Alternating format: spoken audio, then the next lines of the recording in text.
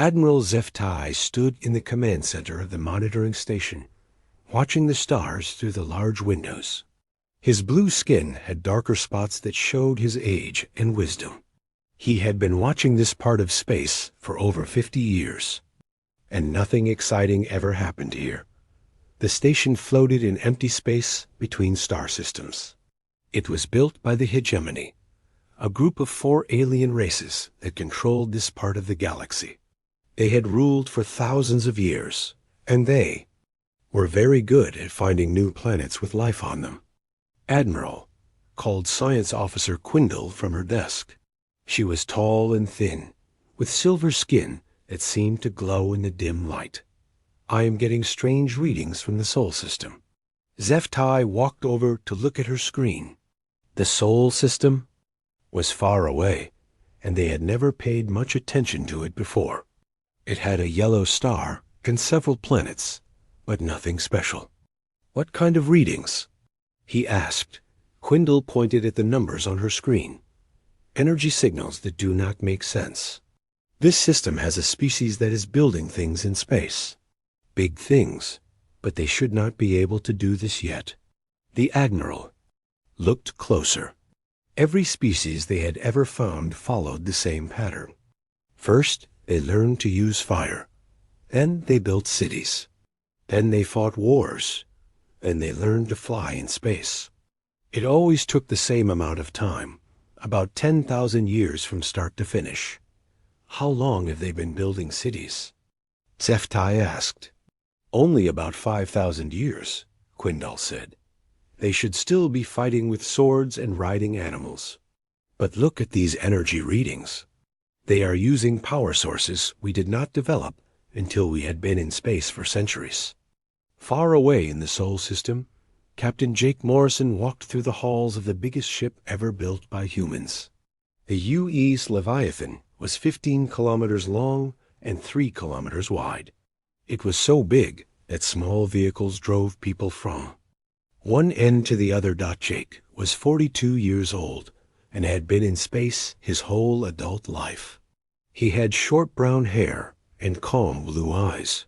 He did not get excited easily, which made him good at commanding ships. But today was different. Today, the Leviathan would leave Earth's solar system for the first time. "Captain," said Dr. Lisa Park as she walked beside him. She was the chief scientist on the ship, a small woman with black hair and quick, intelligent eyes. "The computer systems are ready for the jump to deep space." Jake nodded. The Leviathan had engines that could move faster than light, something humans had only invented 5 years ago. Most of the crew had never been further than Mars before this mission. "How many people are on board?" Jake asked. 8,000 crew members, Lisa said. "And we have enough food and supplies for 3 years." They reached the bridge, the command center of the ship. It was huge, with dozens of people working at computers and screens. Commander Ryan Kelly, the tactical officer, looked up from his station. "Captain, all systems are green," Ryan said. He was a big man with red hair and freckles. "The weapons are powered down, and the shields are ready if we need them." Jake sat in the captain's chair in the center of the bridge. Around him, his crew worked quietly and efficiently. These were the best people Earth had to offer: scientists, engineers, pilots, and soldiers. "Open a channel to Earth," Jake said. The main screen, Admiral Kate Ross appeared. She was sitting in the command center on Earth, surrounded by other military officers. Kate had gray hair and serious eyes. She had been planning this mission for 2 years. "Leviathan, you are cleared for departure," Kate said. "Remember, this is a peaceful exploration mission. But if you meet anyone out there, be careful." "Understood." "Admiral," Jake replied, "we will make contact if we find anyone, but we will not start any fights." Back at the alien monitoring station, more officers had gathered around Quindle's desk. War Master Kethmos, a large creature with thick gray skin and 4 arms, studied the readings with interest. "This is impossible. Kethmo said in his deep voice. No species develops this fast. There must be an error in the sensors. I have checked 3 times, Quingle said. The readings are correct. This species has learned to split atoms for power. They have computers that think faster than our best machines. And they are building something very large. Admiral Zeftai made a decision. Send 3 scout ships to investigate. We need to see what these creatures are doing. Should we prepare for first contact? Asked Quindle. The Admiral thought for a moment. In all his years of service, first contact was always the same. The hegemony would arrive with their big ships and advanced technology. The new species would be amazed and grateful. They would join the hegemony willingly, happy to be part of something larger. Yes, prepare the standard greeting, Zeftai said. But send extra ships, just in case. These readings are ... unusual. On the Leviathan, Lieutenant Ben Clark sat at the communications station. He was young, only 25, with blond hair and eager eyes. He loved working with radios and computers. Captain, Ben said suddenly, I am picking up something strange. There are ships moving toward our solar system. 3 of them, I think. Jake stood up quickly. How far away? About 2 light years. They will be here in 6 hours if they keep moving at that speed. Dr. Lisa Park looked worried. Captain, those ships are moving faster than light, just like us. That means whoever is flying them has the same technology we do. Or better, Commander Ryan added quietly. Jake felt his heart beating faster. Humans had always wondered if they were alone in the universe. Now they were about to find out.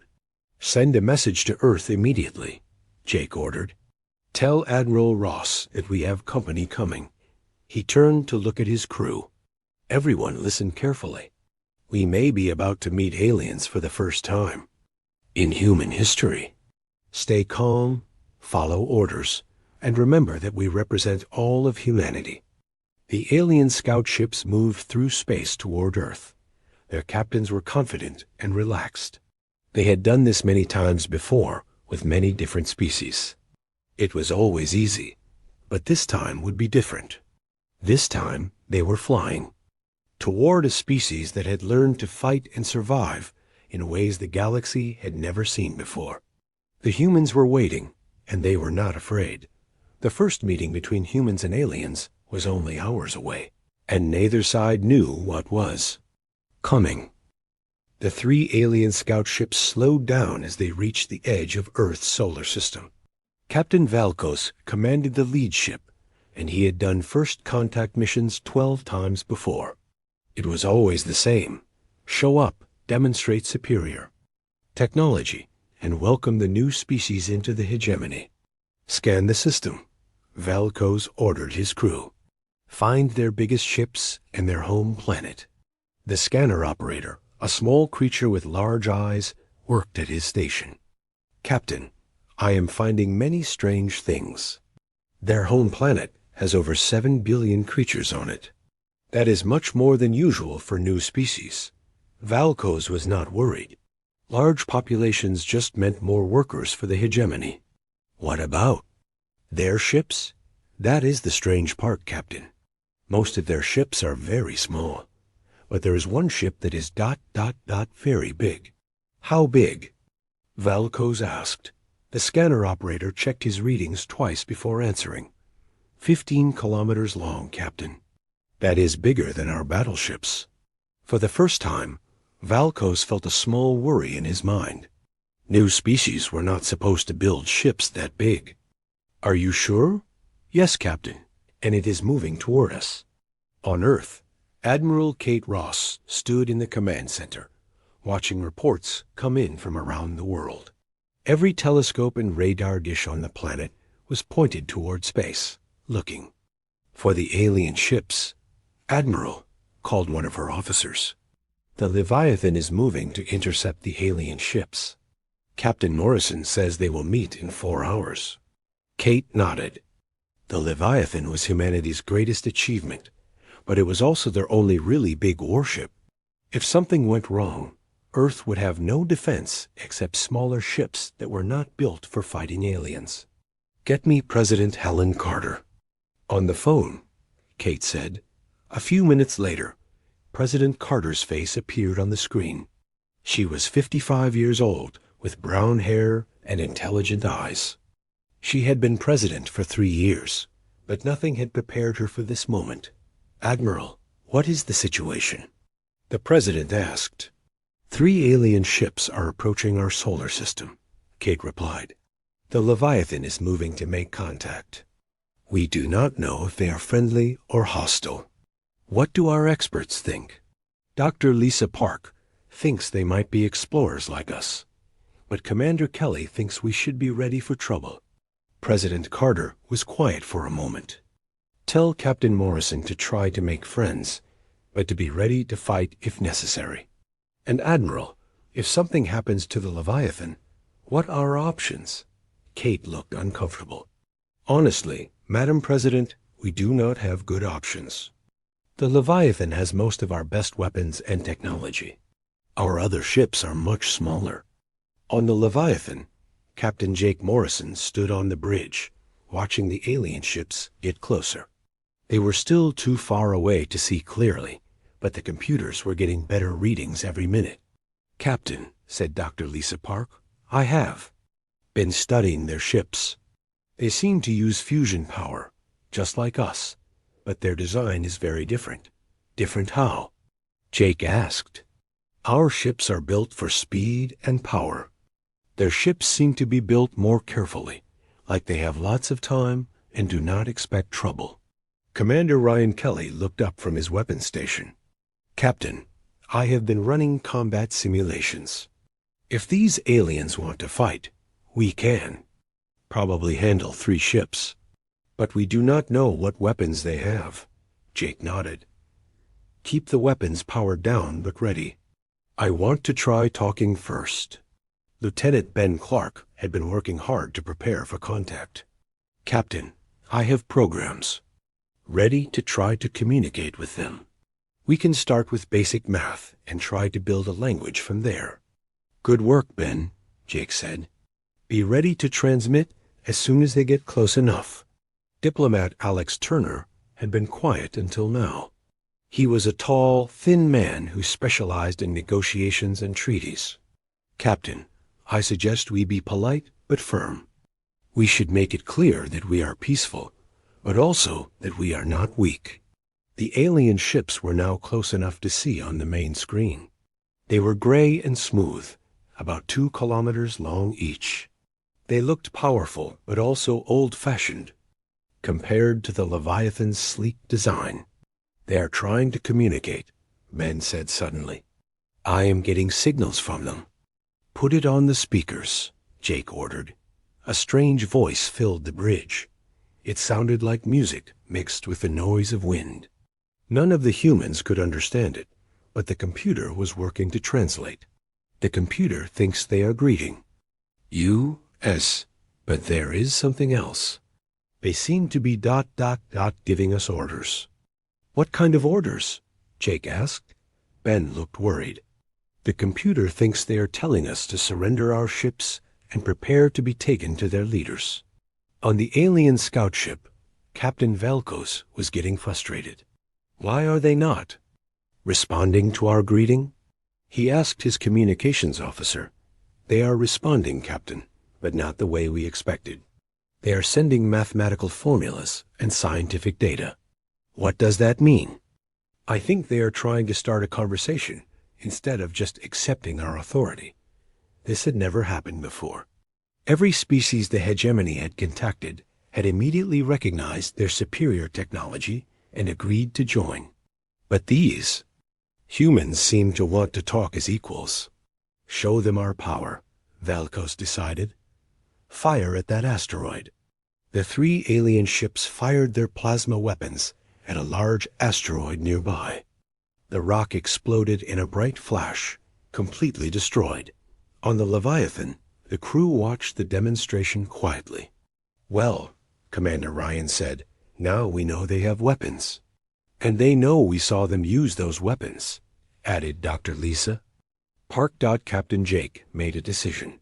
Then, send them a message. Tell them we appreciate their greeting, but we do not surrender to anyone. Captain, Alex Turner said carefully, that might make them angry. Maybe, Jake replied.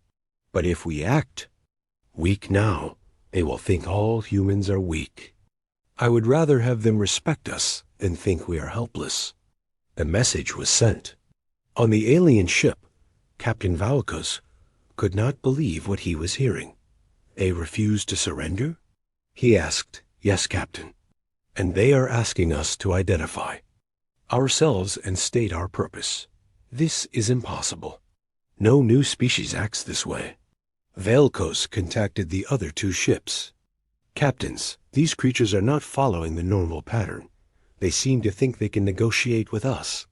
Should we attack? Asked one of the other captains. Not yet. Let me contact the monitoring station. Admiral Zeftai needs to know about this. Back at the monitoring station, Admiral Zeftai received the report with growing concern. They refused to surrender? Are you certain? Yes, Admiral. And their ship is much bigger than we first thought. Our sensors are having trouble getting clear readings of it. What do you mean? The hull seems to be made of materials we do not recognize, and the energy readings are very strange. Zeftai made a quick decision. I am sending reinforcements. 9 more ships, including 2 battleships. If these creatures want to be difficult, we will show them the full power of the hegemony. Should we attack now, Admiral? No, not yet. Try to communicate with them one more time. But if they continue to refuse our authority, we may have no choice. On the Leviathan, Captain Jake received a report from Earth. Captain, Admiral Kate. Ross said from the screen, our deep space sensors are detecting more alien ships heading your way.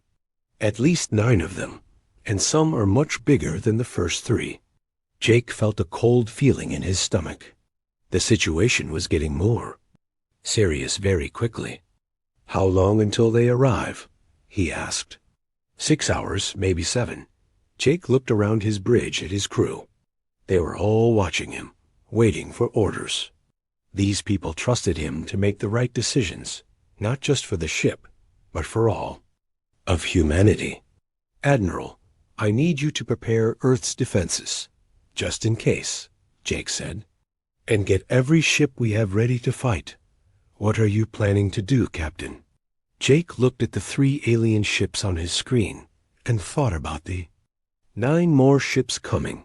I am going to try to convince them that attacking humanity would be a very bad idea. The 9 additional alien ships arrived exactly when Admiral Kate Ross had predicted. Captain Jake Morrison watched them appear on his screens, forming a line with the 3 ships that were already there. 12 alien vessels now faced the Leviathan. Captain, Commander Ryan Kelly said quietly, their biggest ships are about 4 kilometers long.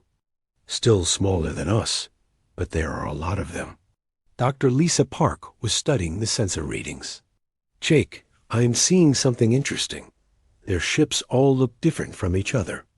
I think they are from different species working together. That could be good or bad, Jake replied. If they are allies, they might be reasonable. If some species are controlling the others, this could get complicated. Lieutenant Ben Clark looked up from his station. Captain, they are transmitting again. This time it sounds more formal, like an official message. Put it through the translator, Jake ordered. A new voice came through the speakers, deeper and more commanding than before. The computer worked for several seconds before producing a translation. Creatures of the 3rd planet, I am Counselor Threnak of the Galactic Hegemony. You will surrender your vessel immediately and prepare to be escorted to processing facilities. Your species will be evaluated for integration into our civilization. Resistance is futile and will result in the destruction of your ship. The bridge was silent for a moment. Then diplomat Alex Turner stood up. Captain, that was definitely a threat. They are not trying to be friendly anymore. No kidding, Commander Ryan said. Captain, our weapons are ready if you give the order. Jake thought carefully. 12 ships against one was not good odds, but the Leviathan was much bigger and more advanced than anything Earth had ever built before. The question was whether it was advanced enough. Ben, open a channel, Jake said. I want to respond to their message. Channel open, Captain. Jake stood up and spoke clearly. Counselor Threnak, I am Captain Jake Morrison of the United Earth ship Leviathan. We come in peace and wish to establish friendly relations with your people. However, we will not surrender our ship or our freedom. Humanity has never bowed to anyone, and we will not start now. On the lead alien ship, Counselor Threnak could not believe what he was hearing. He was a tall, elegant creature with 4 arms and golden skin. He had personally overseen the integration of 17 different species into the hegemony, and none of them had ever spoken to him this way. Did they just refuse our demand? He asked his aide. Yes, Counselor. And they seem to think they can. Negotiate with us as equals. Threnak was angry now. Show them what happens to species that refuse the hegemony's generosity. The 12 alien ships moved into attack formation. Their weapons powered up, creating a bright glow around each vessel. Then, working together, they fired at a massive asteroid that was floating nearby. The asteroid was huge, almost the size of a small moon. The combined firepower of 12 ships hit it at the same time, and it exploded in a brilliant flash of light and debris. The explosion was so bright that it could be seen from Earth. There, Threnak said with satisfaction. Now they understand our power. They will surrender immediately. On the Leviathan, the crew watched the explosion with professional interest. That was impressive, Dr. Lisa Park admitted. 12 ships working together can generate a lot of firepower. But notice how long it took them to destroy that asteroid, Commander Ryan pointed out. And they had to use all 12 ships to do it. Captain Jake made his decision. Ryan, I want you to power up the main cannon.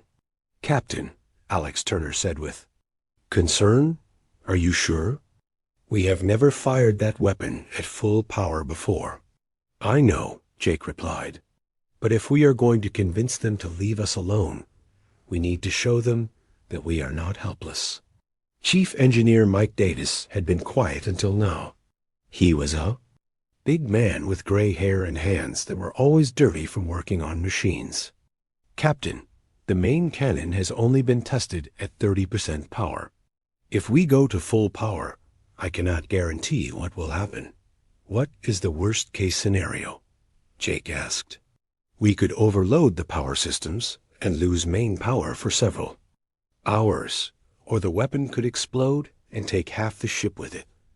Jake looked around the bridge. And the best-case scenario? Mike smiled grimly.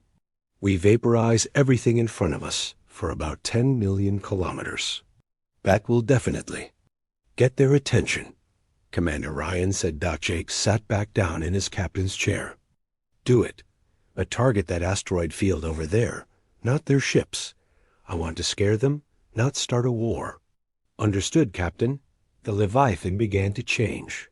Deep inside the ship, massive generators came online. The main cannon, which ran through the center of the ship like a spine, began to glow with energy. The entire vessel hummed with power. On the alien ships, sensor operators began reporting strange readings. Counselor, one of them said nervously, the human ship is doing something. Energy levels are increasing rapidly.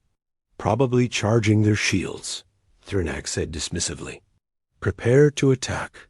We will disable their engines first, then board them. Sir, the energy readings are off our charts. This does not look like shields. For the first time, Threnak felt a small worry. What does it look like?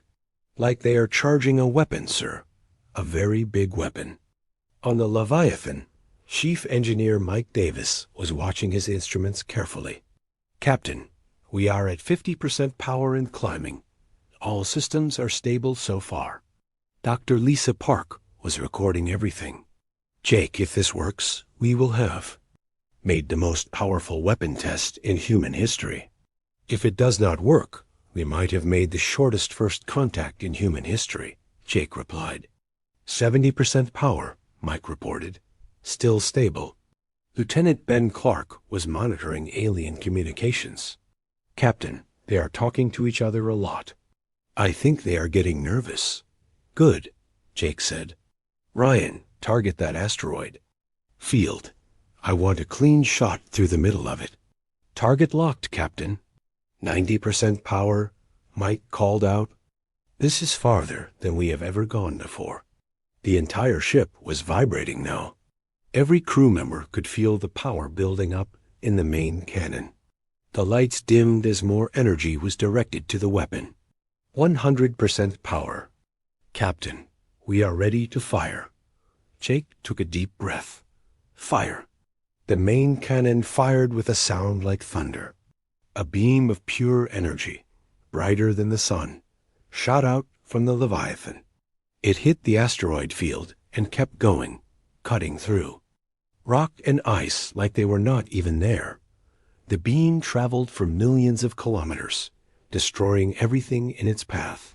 Where there had been hundreds of asteroids, there was now just empty space and glowing dust.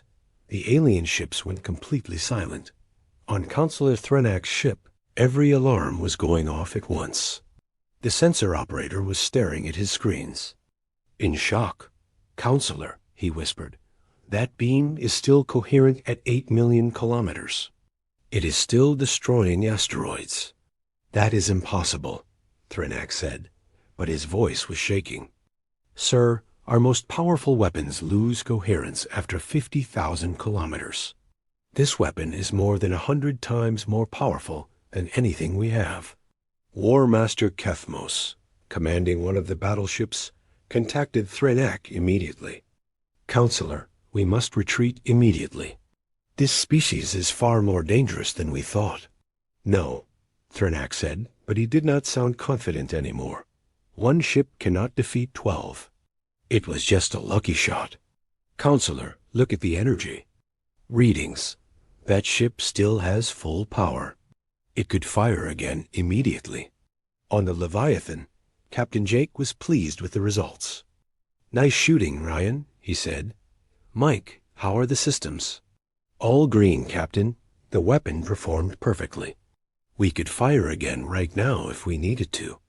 Ben, are the aliens saying anything? Lieutenant Ben Clark listened to the alien communications. Captain, they are arguing with each other. Some want to attack us. Others want to run away. And what do you think they will do? I think they are scared, Captain. Really scared. Jake opened a channel to the alien fleet.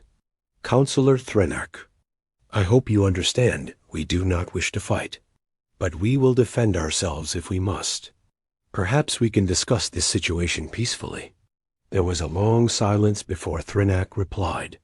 His voice was much less confident than before. Captain Morrison, your weapon is ... impressive, but you are still outnumbered 12-1. That is true, Jake admitted. But Counselor, we only need to fire 12 times. The alien fleet began to spread out, no longer in tight formation. Some ships were already turning away, preparing to run. Jake smiled grimly. Sometimes the best way to avoid a fight was to prove you could win it. War Master Kethmos had seen enough. While the other alien commanders argued about what to do, he made his own decision. His ship and 5 others broke away from the main group and began moving toward the Leviathan. This ends now, Kethmos growled. To his crew, 1 ship cannot defeat 6. We will destroy them before they can fire that weapon again. On his ship's bridge, Captain Valkos tried to stop him. War Master, Counselor Threnak ordered us to hold position. Threnak is a diplomat, not a warrior, Kethmos replied. If we let this human ship escape, they will return with more ships like it. We must destroy them now, while we have the chance." The 6 attacking ships accelerated toward the Leviathan, their weapons charging for battle. On the Leviathan's bridge, Lieutenant Ben Clark noticed the movement immediately. "Captain, 6 of their ships are breaking formation. They are coming straight at us." Double quotes. Captain Jake Morrison stood up quickly. "How long until they reach us?" 3 minutes at their current speed," Commander Ryan Kelly replied. "Captain, they are powering up weapons. This is definitely an attack." Dr. Lisa Park looked worried. "Jake, we can fire the main cannon again, but we can only hit 1 ship at a time. 6 ships can spread out and attack us from different directions." Jake nodded grimly. A main cannon was incredibly powerful, but it was designed to destroy large targets, not to fight multiple smaller ships at once. "Ryan, what other weapons do we have?" Jake asked. "Defensive turrets, plasma cannons, and missile systems," Ryan replied. "But Captain, most of those weapons have never been tested in real combat." "Well, we are about to test them now," Jake said. "All hands, battle stations. This is not a drill." Alarms began ringing throughout the massive ship. 8,000 crew members ran to their positions, preparing for humanity's first space battle against aliens. Chief Engineer Mike Davis contacted the bridge from the engine room. "Captain, I am giving you full power to all systems. We have enough energy to fight. For hours if necessary." "Thank you, Mike," Jake replied. "Try to keep us in one piece." The alien ships were now only 1 minute away. War Master Kethmos opened a channel to his attacking force. "Remember, we are fighting for the future of the hegemony," he said. "If this species is allowed to develop further, they could threaten everything we have built. Destroy that ship completely." On the Leviathan, Navigator Tony Brooks was at his station, ready to move the massive ship if necessary. He was young and nervous, but he had trained for this moment his whole career. "Captain," Tony said, "I can try evasive maneuvers, but we are not exactly built for dogfighting." "Do your best," Jake replied. "Just keep us moving." The attack began when the alien ships were still 50,000 kilometers away. Plasma bolts and energy beams shot toward the Leviathan from 6 different directions. But something unexpected happened. The Leviathan's defensive systems came online automatically. Dozens of small turrets emerged from the ship's hull, shooting down the incoming weapons fire with perfect accuracy. "What?" War Master Kethmos stared at his screens in disbelief. "How are they stopping our weapons?" His weapons officer was equally confused. "Sir, their defensive fire is too accurate. It is like their computers can predict exactly where our shots will go." On the Leviathan, Dr. Emma Stone was monitoring the defensive systems from the science station. She was a small woman with red hair and very intelligent eyes. "Captain," Emma said excitedly, "the defensive computers are working better than we hoped. They are calculating the trajectory of incoming fire and intercepting it automatically." "How many shots can we stop?" Jake asked. "All of them, as long as they do not overwhelm the system with too many attacks at once." Commander Ryan Kelly was ready with the Leviathan's counterattack. "Captain, requesting permission to return fire." "Granted. Show them what our smaller weapons can do." The Leviathan's plasma cannons fired back at the attacking ships. The human weapons were faster and more accurate than the alien guns.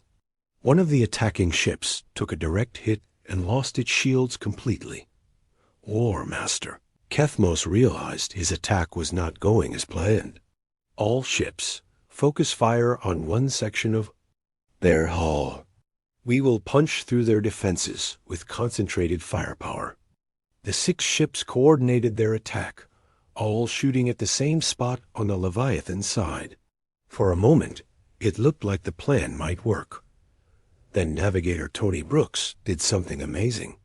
The 15-kilometer-long ship suddenly moved sideways, faster than anything that big should be able to move.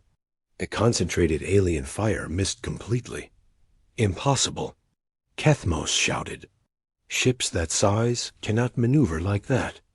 Captain Velkos was equally shocked. War Master, their ship is moving like a fighter, not a battleship. How are they doing this? On the Leviathan, Tony Brooks was sweating but smiling. Captain, the new engine design is working perfectly. We can move this ship like it weighs nothing.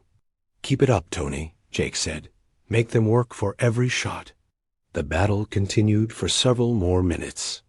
The alien ships fired continuously, but they could not hit the fast-moving Leviathan. Meanwhile, the human ships' weapons were hitting their targets with devastating accuracy. One by one, the attacking alien ships began to suffer damage. Their shields failed, their weapons stopped working, and their engines started smoking. War Master. Kethmos made a desperate decision. All ships ramming speed. We will destroy them by crashing into them. But before the aliens could carry out this suicidal attack, something new happened. The Leviathan activated a tractor beam, a technology the aliens had never seen before. Suddenly, Kethmos' ship could not move forward. It was held in place by an invisible force, its engines running at full power, but accomplishing nothing. What is happening? Kethmos demanded. Sir, we are caught in some kind of energy field. We cannot break free. On the Leviathan, Dr. Lisa. Park was operating the tractor beam controls. Captain, I have their lead ship locked in place. The others are trying to escape. Let them go, Jake said. But keep that one. I want to have a conversation with their commander. The remaining 5 alien ships retreated quickly, their confidence completely destroyed. They had attacked what they thought was one helpless ship, and instead they had been defeated by technology they did not understand. Consular Threnak watched the battle from his ship, staying safely out of range. He was horrified by what he had seen. Contact Admiral Zeftai immediately, he ordered. Tell him that this species is far more dangerous than we thought. We need the entire hegemony fleet. Counselor, what about War Master Kethmos? Threnak looked at the captured alien ship, held motionless by the human tractor beam.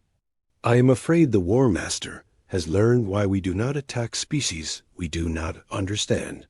On the Leviathan, Captain Jake Morrison opened a channel to the captured alien ship.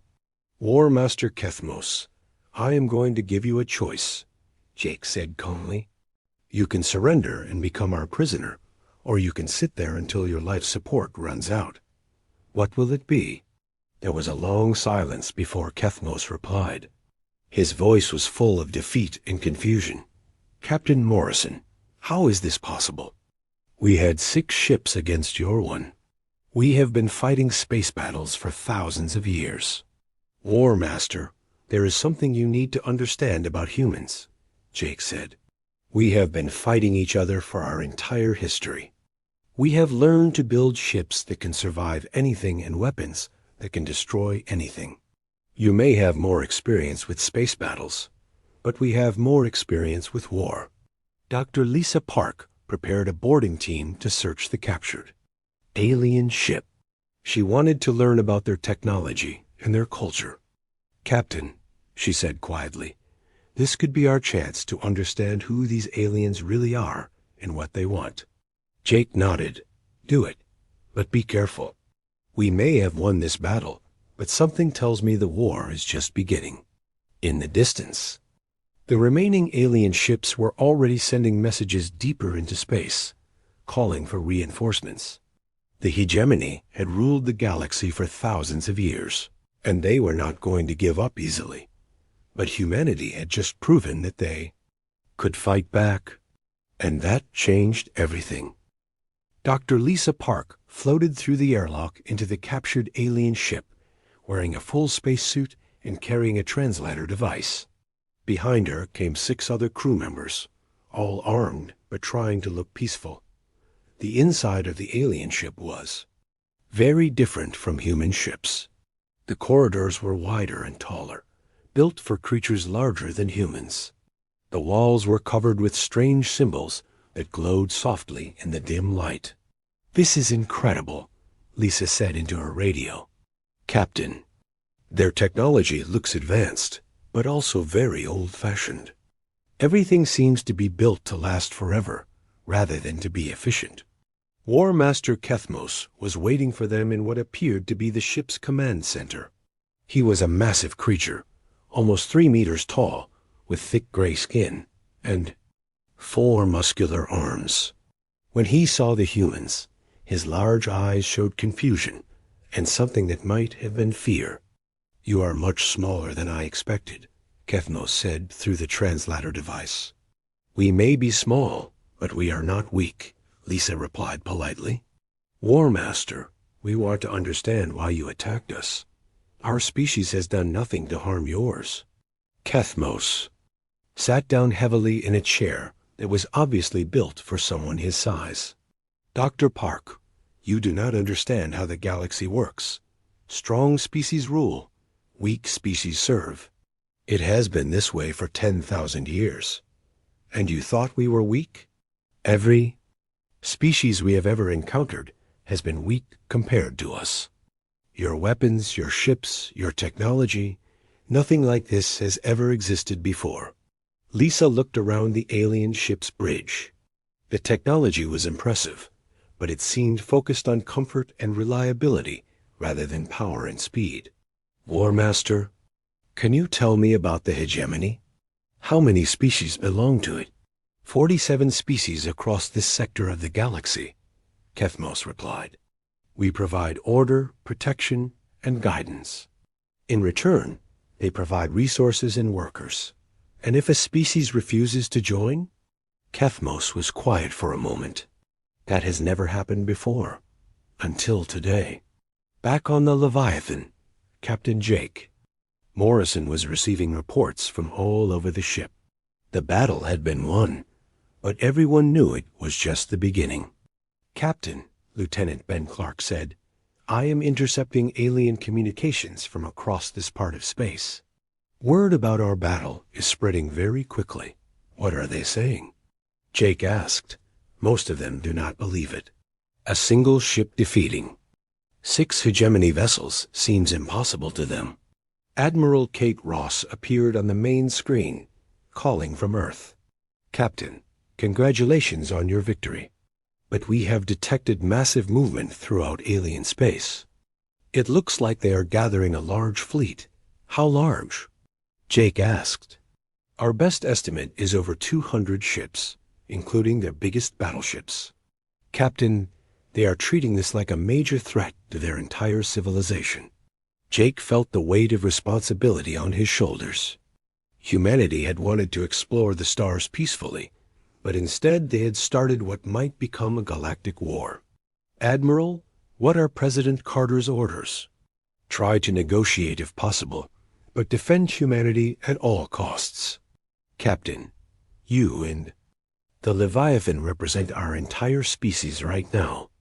On the alien monitoring station, Admiral Zeph Tai was in emergency session with the High Council of the Hegemony. The holographic images of leaders from 4 different species filled the conference room. "This is unprecedented," said High Archon Veltar, the supreme leader of the Hegemony. She was tall and elegant, with blue skin and large, intelligent eyes. "In all our history, no single ship has ever defeated multiple hegemony vessels." "Admiral," said Counselor Drektha, a representative of the warrior species, "your reports claim that these humans have weapons more powerful than our battleships. How is this possible?" Admiral Zeph Tai looked uncomfortable. "High Archon, our scientists have been studying the battle recordings. The human ship appears to use technologies that we do not understand. Their power generation, their weapons, their defensive systems, all of it is beyond our current capabilities." "Then we will destroy them with numbers," Drektha said angrily. "Send 1,000 ships if necessary." "Counselor, warned Science Officer Quingle, who was attending the meeting via hologram. That might not be wise. If one human ship can defeat 6 of ours, we need to consider the possibility that they have more ships like it. High Archon Veltar made a decision. Admiral Zeftai, take a fleet of 50 ships to the human system. Try to negotiate first, but be prepared to destroy them if they refuse to submit. And if they have more ships like the first one? The Admiral asked.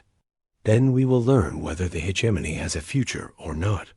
3 days later, Dr. Lisa Park had spent many hours talking with War Master Kethmos and his crew. She had learned a lot about the hegemony and how they controlled other species. Captain, she reported to Jake, I think I understand the situation now. The hegemony is not evil, exactly. They genuinely believe they are helping other species by giving them order and protection. But they have never encountered a species that could match their technology. What do you think they will do now? Jake asked. They are scared, Jake. For the first time in thousands of years, they have met something they cannot control. They will probably send a much larger fleet to try to destroy us. How much larger? Kethmos thinks at least 50 ships, maybe more. Jake sighed. The Leviathan was powerful, but 50 ships was a lot, even for them. Dr. Park, ask Kethmos if there are other species in the hegemony who might want to be free. Lisa talked with the War Master for another hour, then contacted Jake with interesting news. Captain, Kethmos says there are many species who joined the hegemony because they had no choice. If they knew there was an alternative, some of them might be willing to rebel. That could be useful, Jake said. If we have to fight the hegemony, it would be better to have allies. 2 weeks after the first battle, Admiral Zeftai arrived at the edge of Earth's solar system with 53 ships. It was the largest fleet the hegemony had assembled in centuries. But when they arrived, they found something they had not expected. The Leviathan was not alone anymore. Admiral, reported his sensor officer, there are 7 human ships in the system. And sir, 3 of them are even larger than the first one. Admiral Zeftai stared at the display in shock. In just 2 weeks, the humans had produced more giant warships. How is this possible? He whispered. What the Admiral did not know was that the other ships were not warships at all. They were colony ships and cargo vessels that Earth had quickly modified to look threatening. But they were armed with the same advanced weapons as the Leviathan, and that made them very dangerous. Captain Jake Morrison, now promoted to Admiral Jake Morrison, commanded the human fleet from the Leviathan. When the alien fleet arrived, he was ready for them. Admiral Zeftai, Jake broadcast, I am Admiral Morrison of the United Earth Fleet. We do not want war, but we will not surrender. I suggest we talk before this situation gets worse for both of us. Admiral Zeftai agreed to meet. 2 hours later, he was aboard the Leviathan, sitting across from Jake in a conference room. The alien admiral was smaller than War Master Kethmos, but he carried himself with the confidence of someone who had commanded fleets for decades. Admiral Morrison, Zeftai said, you must understand our position. The hegemony maintains order in this part of the galaxy. If we allow one species to remain independent, others will demand the same thing. Admiral Zeftai, Jake replied, you must understand our position. Humanity has never been ruled by anyone else, and we will not start now. But we do not want to destroy the hegemony either. Then what do you propose? Jake smiled. A new way of doing things. Instead of the hegemony ruling everyone, we create an alliance of free species.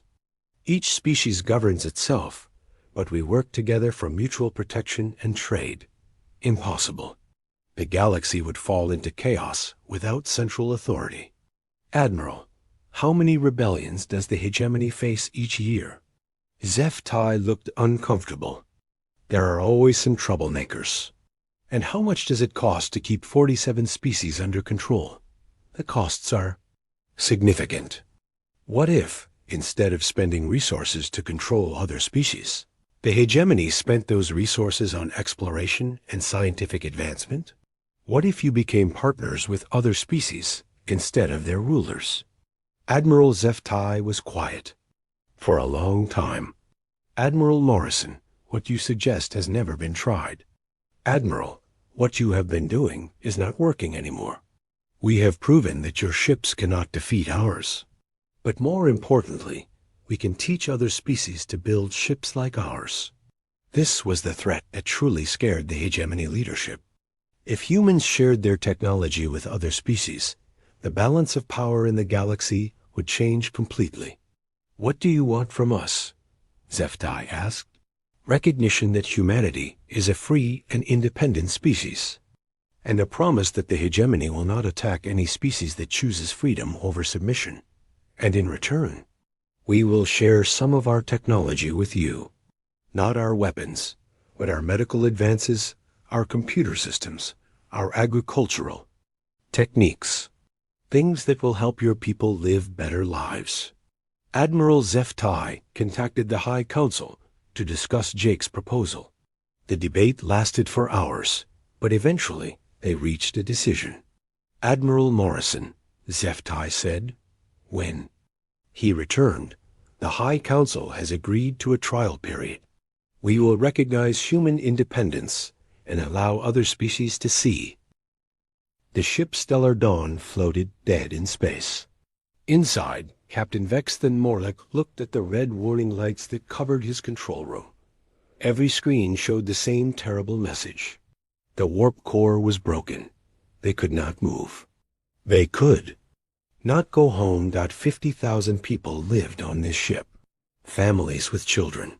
Old people who had worked their whole lives. Scientists and teachers and farmers.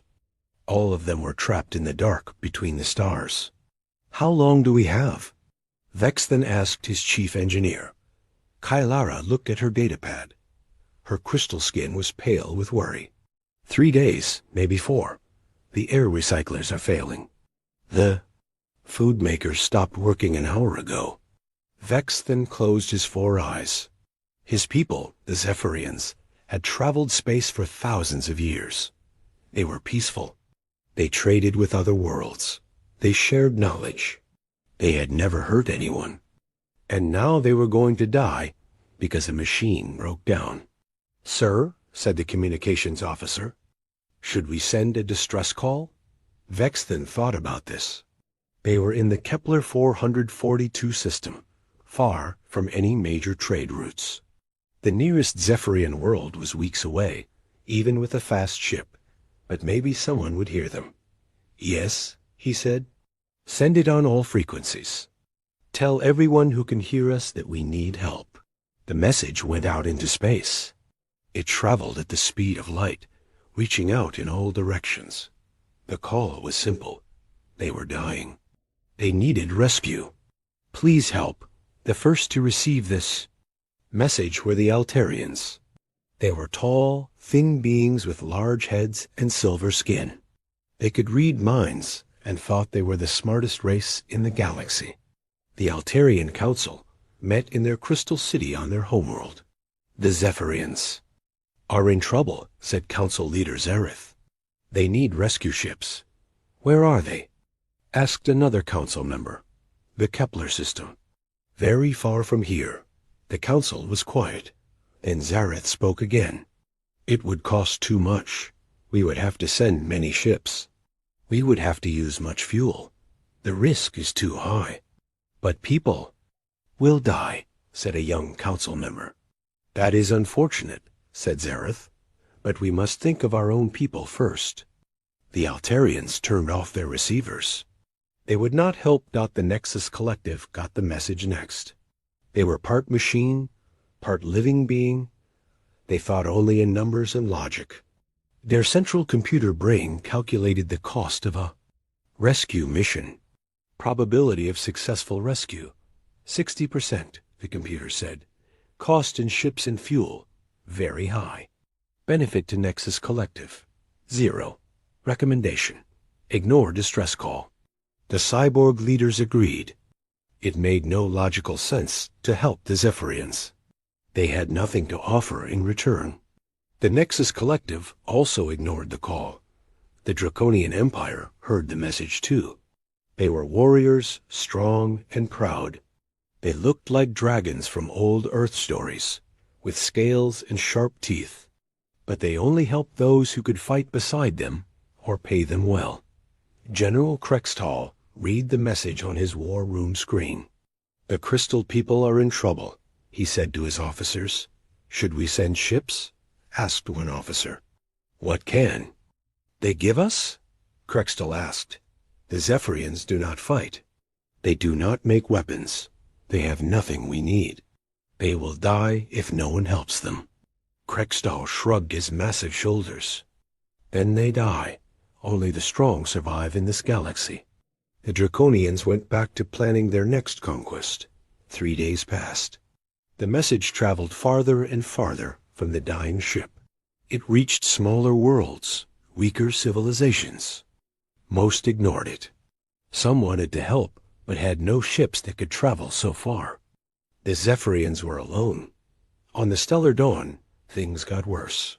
The air became thin and hard to breathe. Children started coughing. Old people collapsed in the corridors. The lights grew dim to save power. Vex then walked through his ship, trying to comfort his people.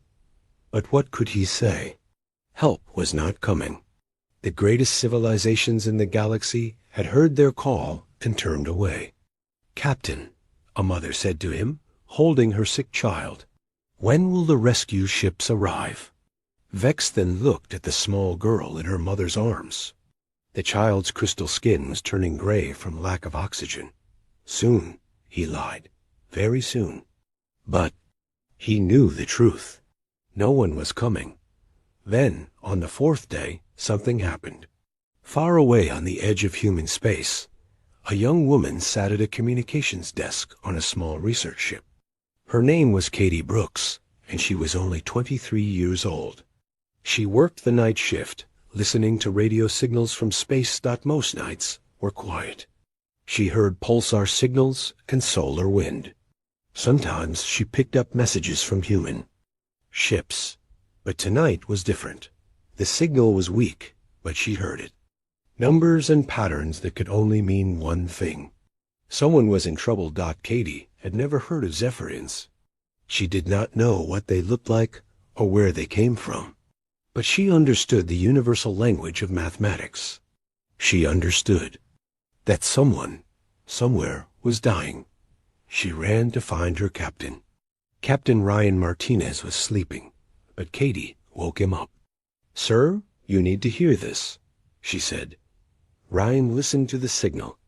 He was older than Katie, with gray hair and tired eyes. He had been in space for 30 years. He understood what the numbers meant. "Where is it coming from?" he asked. "The Kepler system, sir. About 4 days away at maximum speed." Ryan was quiet for a long time. Then he called his crew to the meeting room. All 15 members of his research team came. They listened to the signal. "Someone needs help," Ryan said. "We don't know who they are. We don't know if they're friendly. We don't know what we'll find when we get there.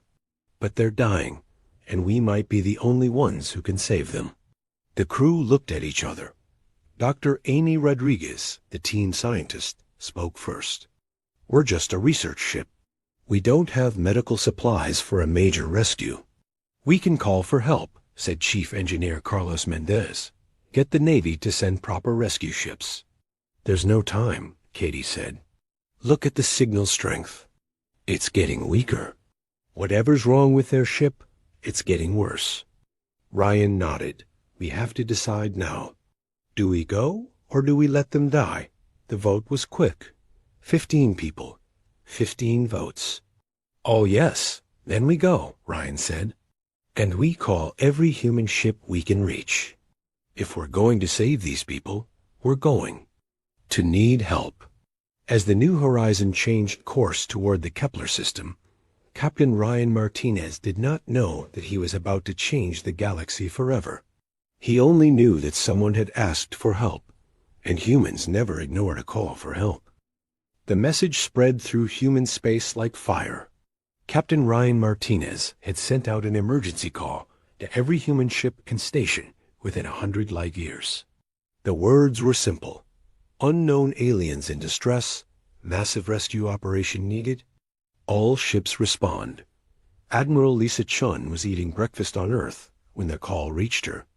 She was the commander of the Third Fleet, 12 of humanity's best ships.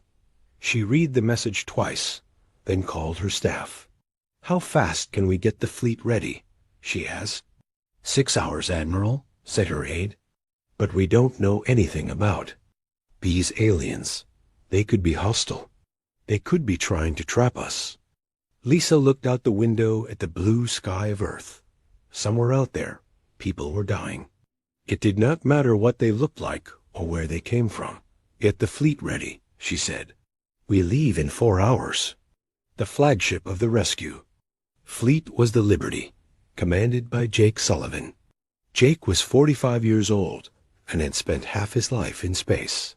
He had fought pirates and explored new worlds, but he had never tried to save an entire alien civilization.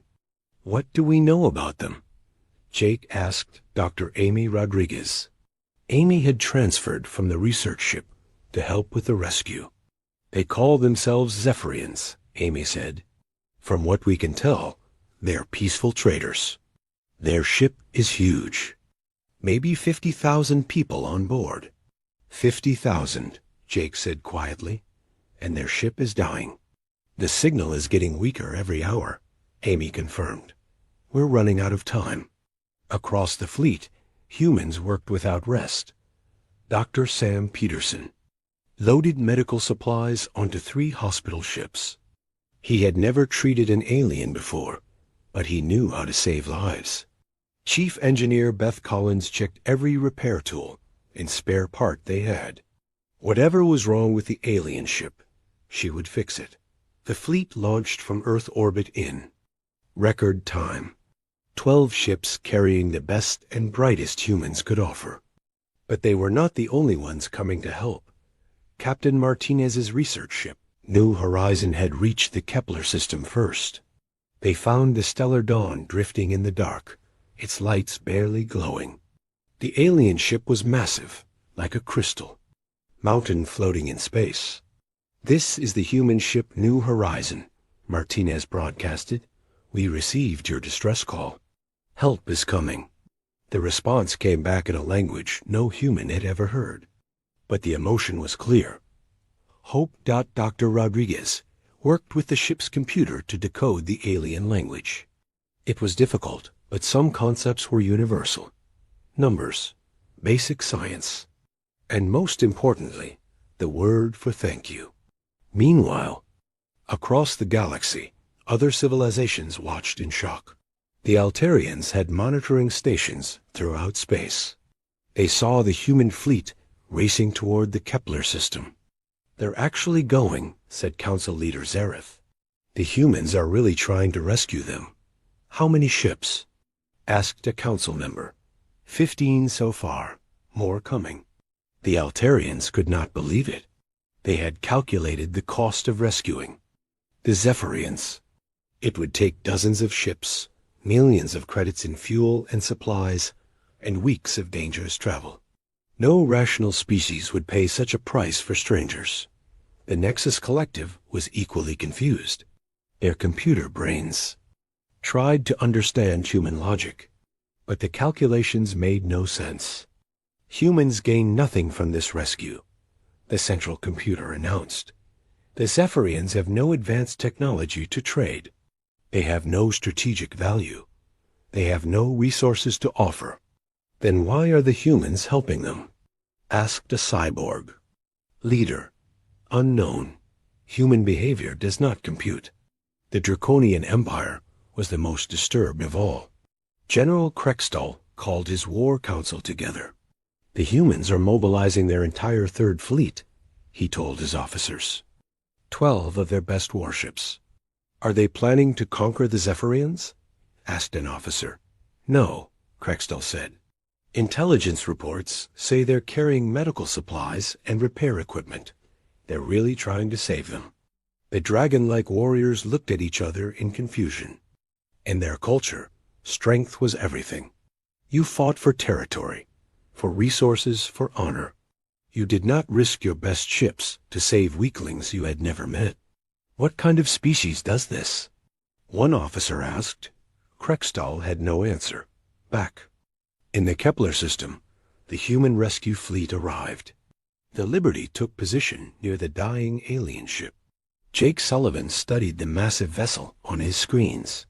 It's beautiful, he said. The ship looked like it was made of living crystal, with elegant curves and glowing panels. But many of the lights were dark now, and Jake could see blast damage on the hull. Their reactor is failing, reported Chief Engineer Collins from her. Repair ship. Whatever hit them, it damaged their main power source. Can you fix it? Jake asked. Maybe, but I'll need to get inside their ship. This was the dangerous part. Humans had never been on an alien ship before. The atmosphere might be poison. The aliens might carry diseases. The ship's defenses might still be working, but Dr. Peterson was already suiting up. I'm going over there, he said. People are dying. I'm coming with you, said Beth Collins. Someone needs to look at their reactor. Jake wanted to stop them. As fleet commander, he was responsible for every human life. But he looked at the alien ship and thought about 50,000 people slowly suffocating in the dark. Go, he said. But be careful. The first humans to board an alien ship found something they did not expect. The Zephyrians were not monsters or warriors. They looked like living statues made of clear crystal. They were beautiful and gentle, and they were dying. Dr. Peterson set up his medical equipment in what looked like their hospital. The alien doctors watched him work, trying to learn from his techniques. Even though they could not speak the same language, they both understood the goal. Save lives. Engineer Collins found the reactor room. The alien engine was unlike anything humans had built, but the principles were the same. Power generation, plasma containment, magnetic fields. She could work with this. I need more people, she radioed back to the fleet, and bring every spare part we have. For the next 24 hours, humans worked like they had never worked before. They brought over life support equipment, medical supplies, food, and water. They shared their own air with the aliens while the ship's systems were repaired. Zephyrians watched in amazement. These strange aliens from a distant world had come to save them. They asked for nothing in return. They risked their own lives to help complete strangers. Captain Vex then met with Jake Sullivan in the ship's command center. They used translation computers to communicate. Why? Vex then asked. Why did you come? Jake thought about this question. How could he explain humanity to this alien captain? How could he describe the feeling that made humans travel across the galaxy to help people they had never met? Because you needed help, Jake said finally, and we could give it. Vexton stared at him with his 4 crystal eyes. In all his years traveling the galaxy, he had never heard such simple words carry such power. The rescue work continued. More human ships arrived. Scientists, engineers, doctors, and volunteers. They came not for glory or profit, but because someone, somewhere, had asked for help. And across the galaxy, other civilizations watched and wondered what kind of species humanity really was. The first thing the Zephyrians noticed about humans was how small they were. Captain Vexton stood nearly 8 feet tall, with crystal skin that caught the light like a prism. The humans barely reached his chest, but size did not matter when. Dr. Sam Peterson rolled up his sleeves and got to work. These children need oxygen now, Peterson said, even though no one could understand him yet. He set up portable breathing units around the alien medical bay. The Zephyrian doctors watched as he worked on their patients with gentle hands. Kylara, the chief engineer, led Beth Collins to the broken reactor. The engine room was a maze of crystal tubes and flowing energy. It was beautiful, but it was dying. The containment field is collapsing, Collins said, studying her instruments. We need to reroute power through the secondary systems. She worked for 18 hours straight. Her hands were cut from the sharp crystal components, but she did not stop. Around her, human and Zephyrian engineers worked together, sharing tools and knowledge even when they could not share words. On the command deck, Jake Sullivan watched the rescue operation through his ship's cameras. He saw his people working themselves to exhaustion for aliens they had just met. It made him proud to be human. "Commander," said his communications officer, Katie Brooks, "we're getting messages from across the galaxy. Everyone wants to know what we're doing here." "What are you telling them?" Jake asked. "The truth. We're saving lives." The truth was spreading through space faster than light. Every major civilization had monitoring stations and spy networks. They all watched the human rescue fleet with growing amazement. In the Altarian capital, Council Leader Zareth called an emergency meeting. The great crystal dome filled with telepathic leaders from across their empire. "The humans have been working for 3 days," Zareth announced. "They have transferred half their food supplies to the alien ship. They have given their own oxygen to keep the aliens alive. They have sent their best engineers to work on a completely unknown technology." "This makes no sense," said another council member. "What do they want in return?" "Nothing," Zareth said quietly. "Our spies report that the humans ask for nothing. They simply help." The council fell silent. They had built their civilization on logic and careful planning. Every action had a purpose. Every decision was calculated. But the humans seemed to operate on pure instinct. "Could this be a trap?" asked a young member. "Perhaps they planned to." "Capture the alien ship?" "No," Zareth said. "They're fixing it. They're giving it new engines, better life support, upgraded systems. They're making it stronger than it was before." The Altarians did not understand. In their world, you helped others only if they could help you back. But the Zephyrians were peaceful traders with no military power. They had nothing to offer humanity except gratitude. The Nexus Collective was even more confused. Their central computer had been running calculations for 72 hours, trying to understand human motivation. "Analysis complete," the computer announced. "Human behavior is irrational. They are spending resources with no expected return. They are risking their lives for unknown entities. They are operating outside all known parameters of intelligent behavior." "Are they mentally defective?" asked a cyborg leader. "Unknown. Their technology is advanced. Their strategy is effective. But their motivations are incomprehensible." The computer paused, processing more data. Additional observation. Human efficiency increases when working to help others. Their performance improves when the stakes are not personal gain, but the welfare of strangers. This was the most disturbing finding of all. The Nexus Collective believed that self-interest was the highest form of logic. But humans seemed to work harder when helping others than when helping themselves. The Draconian Empire was watching too.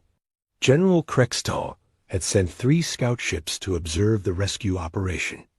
Their reports made him increasingly uncomfortable. "The humans are not behaving like conquerors," reported his lead scout. "They treat the aliens with respect. They work alongside them as equals.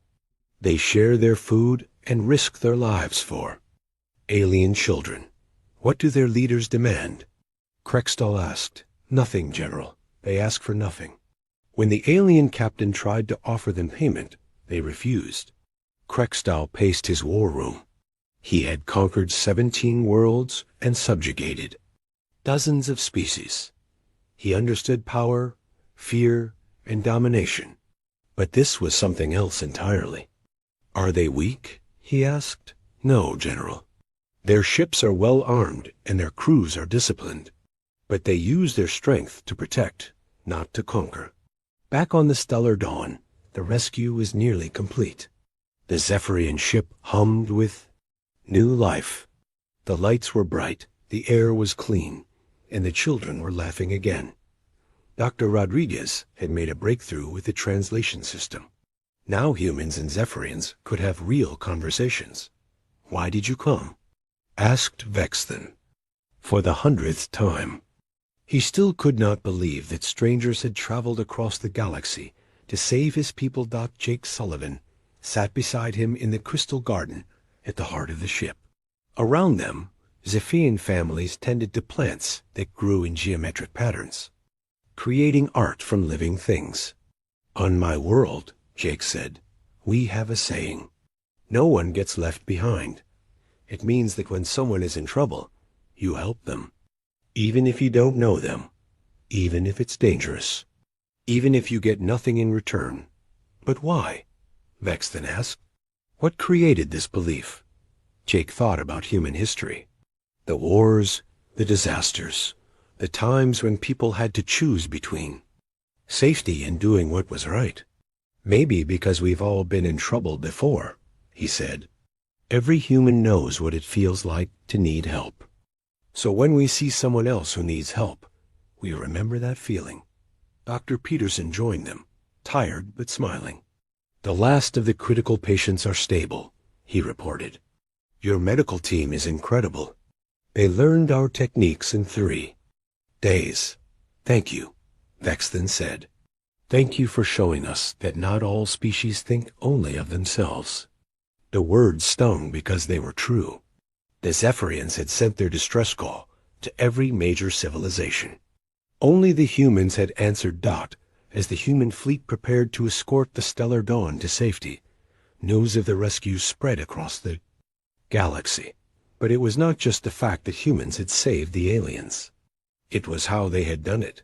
The Altarians learned that human medical teams had risked alien diseases to treat patients. The Nexus Collective discovered that human engineers had shared their most advanced technology freely. The Draconians found out that human soldiers had given their own food to alien children. But the most shocking revelation came from the Zephyrians themselves. When Galactic News Networks interviewed Captain Vexton, he said something that changed everything. "They asked for nothing," he said. "Not territory, not technology, not trade agreements. When I offered to pay them, they looked confused. They said the payment was seeing our children smile again." The interview was broadcast across the galaxy. In council chambers and war rooms, on peaceful worlds and military bases, every intelligent species heard the same impossible truth. Humans had risked their lives, spent their resources, and traveled across the galaxy for one reason only, because someone had asked for help. The galaxy had seen conquerors and traitors, scientists and warriors. But they had never seen anything like this. They had never seen a species that measured success not by what they gained, but by what they gave. And for the first time in galactic history, the great civilizations felt something they had never experienced before. They felt shame. The Altarians realized that their superior intellect meant nothing if they would not help the dying. The Nexus Collective understood that their perfect logic was flawed if it could not account for compassion. The Draconians discovered that true strength came not from conquering the weak, but from protecting them. As the human fleet jumped to hyperspace with the rescued alien ship, they left behind a galaxy that would never be the same. They had not fired a shot or made a demand. They had simply shown everyone what it meant to be human. And across the stars, other species began to ask themselves a terrifying question. If humans could do this for strangers, what else might they be capable? Oh? The Stellar Dawn arrived at the Zephyrian homeworld 3 weeks after the rescue. Captain Vexton stood on the bridge of his ship, looking down at the crystal cities of his world.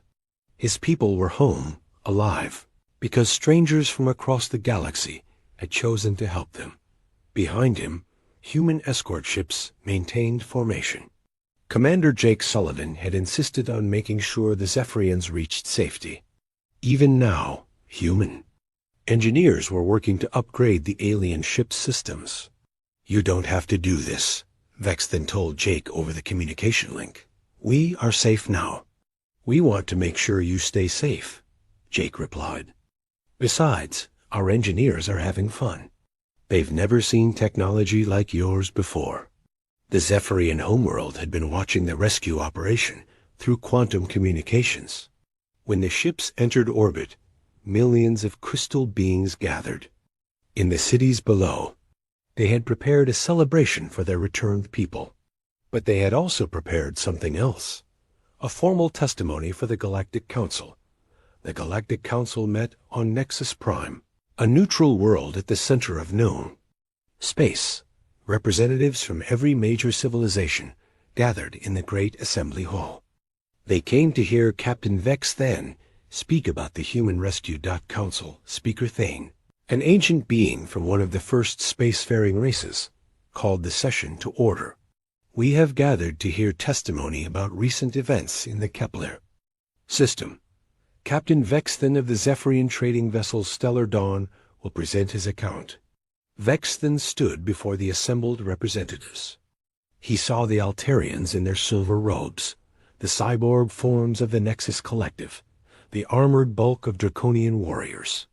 All of them had heard his distress call. None of them had come. "Honored Council," Vexthan began, 3 weeks ago, "my ship suffered a catastrophic failure. 50,000 of my people faced death in the void of space. We sent a distress call to every civilization within range." He paused, looking at each delegation in turn. "Many of you heard our call. All of you chose not to answer." The hall was silent. Vex then continued. "One species did answer. The humans traveled 4 days at maximum speed to reach us. They brought their entire rescue fleet. They risked their lives to save people they had never met." "What did they ask for in return?" interrupted the Altarian representative. "Nothing," Vex then said. "When I offered payment, they refused. When I offered technology, they said they were happy to share their own. When I offered alliance, they said friendship was enough." Murmurs spread through the assembly. The Nexus Collective representative stood. "This behavior is irrational," the cyborg stated. "No species acts without self-interest." What was their true motive? Vexthan's crystal skin flashed with emotion. "You think like machines," he said. "The humans think like something we have forgotten how to be. They think like people who care about others." The Draconian representative, General Krextal himself, rose from his seat. His massive form cast a shadow over the assembly. "Care is weakness," he growled. "The strong consume the weak. This is the law of nature." "Then humans must be very weak," Vexthan said quietly. "Because they cared enough to risk everything for strangers. They cared enough to work without sleep to save our children. They cared enough to give us their own food when ours ran out." He looked directly at Krextal. "And yet their ships were strong enough to cross the galaxy. Their technology was advanced enough to repair systems they had never seen before. Their people were brave enough to board an alien vessel and work beside beings they had never met. If caring is weakness," Vex then continued, "then how did the humans succeed where all of your strength failed?" A question hung in the air like a weapon. Krextal had no answer. The testimony was broadcast across the galaxy. In every major city, on every important world, people gathered to watch and listen. The story spread like wildfire. On the Altarian homeworld, Council leader Zareth found himself facing angry crowds. His people were questioning their leaders for the first time in centuries. "Why didn't we help them?" demanded a young Altarian. "We have the ships. We have the technology." "It was not logical," Zareth replied. "The cost was too high." But the humans paid that cost, another voice called out. What does that make us? Zareth had no answer. For the first time in his long life, he felt shame. The Nexus Collective was having similar problems. Their perfect logic systems were being questioned by their own people. If humans can achieve better results through illogical behavior, asked a cyborg philosopher, then perhaps our logic is incomplete. The central computer tried to process this paradox and failed. How could irrational behavior produce rational results? How could caring about others be more effective than caring about yourself? But the Draconian Empire faced the greatest crisis. Their entire culture was built on the idea that might makes right. The strong ruled, the weak served. But the humans had shown strength through service, power through compassion. General Krextal called his war council together. His greatest warriors gathered in the Black Stone Chamber, where they planned their conquests. The humans trouble me, Krextal admitted. They show strength by helping the weak. They gain power by giving it away. This challenges everything we believe. They are still small, said one of his officers. Their fleet is tiny compared to ours. But look what they accomplished, Krextal replied. They saved 50,000 lives in 3 days. They turned enemies into friends without firing a shot. They gained respect across the galaxy by asking for nothing. He paused, thinking about the implications. What if they're right? What if true strength comes from protecting others, not from conquering them? His officers looked at each other in shock. Their general was questioning the foundation of their entire civilization. Meanwhile, in human space, Admiral Lisa Chun was dealing with an unexpected problem. Every day, more alien ships appeared at the borders of human territory. Not warships or traders, but refugee vessels and distress calls. They're all asking for the same thing, reported her aide. They want human protection. They want to join our rescue fleets. They want to learn how to help others the way we helped the Zephyrians. Lisa looked at the reports piling up on her desk. 17 different species had requested human assistance in the past week. Some were fleeing wars, others had suffered disasters. A few simply wanted to ally with the species that had shown such compassion. What are we going to do? Her aide asked. We can't save everyone. Lisa thought about Jake Sullivan and his crew, racing across the galaxy to answer a distress call from strangers. She thought about Dr. Peterson working without sleep to save alien children. She thought about Beth Collins cutting her hands on crystal machinery to repair a ship she had never seen before. We're going to try, she said finally. We're going to help everyone we can. Across the galaxy, intelligence networks were working overtime to understand the human threat. But it was not the threat they had expected. The humans were not building invasion fleets or claiming territory. They were not demanding tribute or establishing colonies. Instead, they were doing something far more dangerous to the established order. They were inspiring hope. Oppressed populations looked at the human rescue and asked why their own governments would not help them. Conquered worlds wondered why their rulers took everything and gave nothing back. Entire civilizations began to question leaders who measured success only by what they gained for themselves. The great powers realized they faced a crisis, unlike any in galactic history. The humans had not attacked them with weapons or threats. They had done something much worse. They had shown everyone a better way to live. And for civilizations built on selfishness, greed, and the exploitation of the weak, nothing could be more terrifying than the idea that there was another choice. The galaxy would never be the same. The age of taking was ending. The age of giving had begun. And at the center of it all were the humans, asking nothing and offering everything, changing the universe one rescue at a time.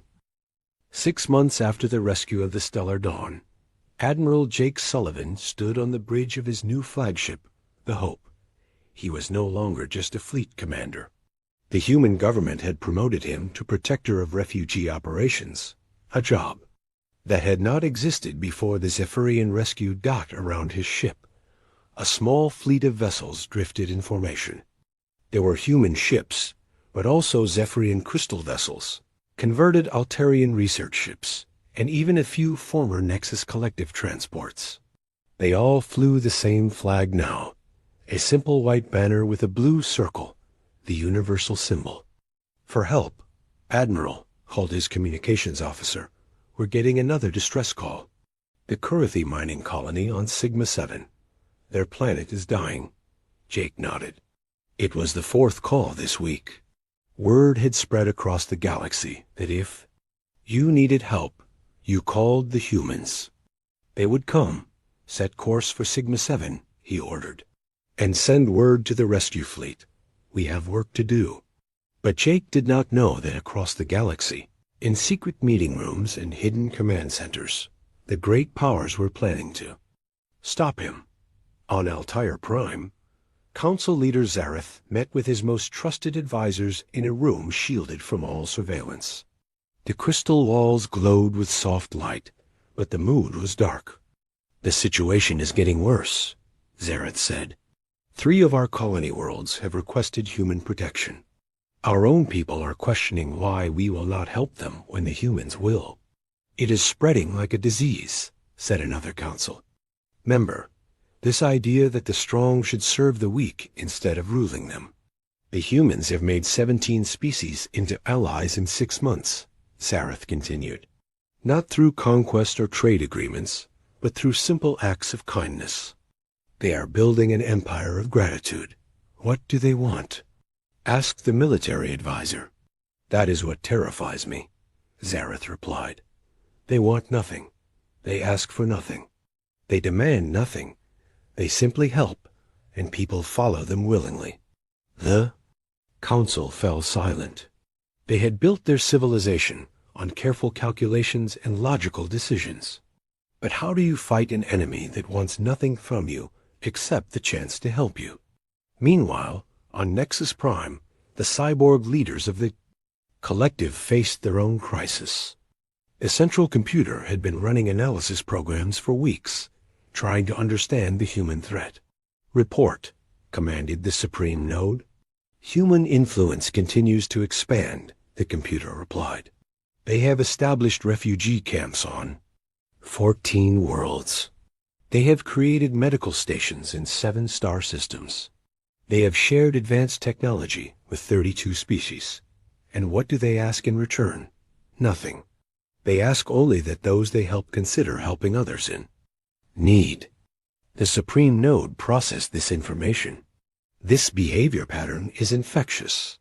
Species that receive human aid begin to copy human methods. They start helping others instead of focusing on their own advancement. Is this a threat to the collective? Affirmative. If all species begin to share resources freely, the collective's advantage in technology and efficiency becomes meaningless. If all species begin to help each other, there is no need for the collective's central planning. The cyborg leaders looked at each other with their mechanical eyes. They had built their society on the idea that emotion was weakness and logic was strength.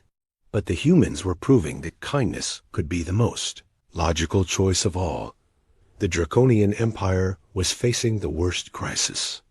General Krextal had reports from across his territory of rebellions and uprisings. But these were not normal rebellions fought with weapons and armies. These were rebellions of conscience. The conquered worlds are refusing to pay tribute, reported his intelligence chief. They say if the humans can protect people for free, why should they pay us for protection? What about our own people? Krextal asked. Worse, young Draconians are leaving to join human rescue fleets. They say they want to be heroes, not conquerors. Krextal slammed his massive fist on the table. Heroes, bah! There is no honor in serving weaklings. But even as he said it, he knew he was wrong. He had watched the human rescue operation himself.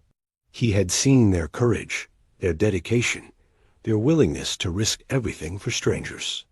If that was not honor, what was? The three great powers realized they faced a threat unlike any in galactic history. The humans were not trying to conquer them. They were doing something much worse. They were making conquest irrelevant. Who needed to rule through fear when you could lead through love? Who needed to take by force when people would give freely? Who needed armies when volunteers would risk their lives for others? A secret meeting was called on neutral ground. Representatives from the Altarians, the Nexus Collective, and the Draconian Empire gathered on a small moon in unclaimed space. "We must act," said Zareth. "The humans are destroying the natural order of the galaxy." "Agreed," said the Nexus. "Representative, their influence grows daily. Soon, every species will expect help instead of paying for it." "They make us all look weak," growled Krextel. "My own warriors ask why we conquer when we could protect." "It is madness." "Then we are agreed," Zareth said. "The humans must be stopped before their ideas spread further." But stopping the humans would not be easy. They had no central government to threaten, no capital world to attack. They were spread across the galaxy in small fleets, always moving, always helping. Worse, they were protected by the very people they served. Every species they had helped would fight to defend them. The humans had built the strongest alliance in galactic history by asking for nothing and giving everything. Dr. Amy Rodriguez, now serving as humanity's chief diplomat, learned of the secret alliance from a Zephyrian intelligence officer. She brought the news to Admiral Sullivan aboard the Hope. "They're planning to move against us," she said. All three powers working together for the first time in history. Jake looked out at the stars, thinking of all the people they had saved, all the worlds they had protected. "What do they want?" "For us to stop," Amy said. "They want us to go back to human space and leave the galaxy alone. And if we refuse, they'll force us to stop." Jake was quiet for a long moment. Then he called his crew together in the ship's meeting room. Officers from a dozen different species gathered around the table.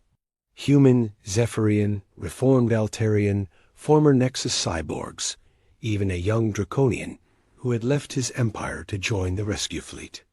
"We have a choice to make," Jake said. "We can go home and be safe, or we can stay and keep helping people who need us." "What about the threat?" asked his Altarian science officer.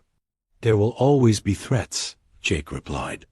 "The question is, do we let fear stop us from doing what's right?" The vote was unanimous. They would stay. But as the human rescue fleets continued their work, they did not know that their greatest test was coming. The three great powers had agreed on a plan. They would not attack the humans directly. Instead, they would create a crisis so large, so dangerous, that the humans would have no choice but to abandon their rescue missions. They would force humanity to choose between saving the galaxy and saving themselves. The plan was simple and terrible. The Draconians would attack a peaceful world. The Nexus Collective would cut off all aid to their client species. The Altarians would withdraw their protection from vulnerable colonies. All across the galaxy, disasters would strike. At once, millions would be in danger. And the humans, with their small fleets and limited resources, could not save everyone. The great powers believed this would break the human spirit. When people saw that the humans could not help them, they would lose faith. The old order would return, but they had made one crucial mistake. They did not understand what they were really fighting. They thought they were fighting human ships and human technology. But they were really fighting something much more powerful. They were fighting hope itself. And hope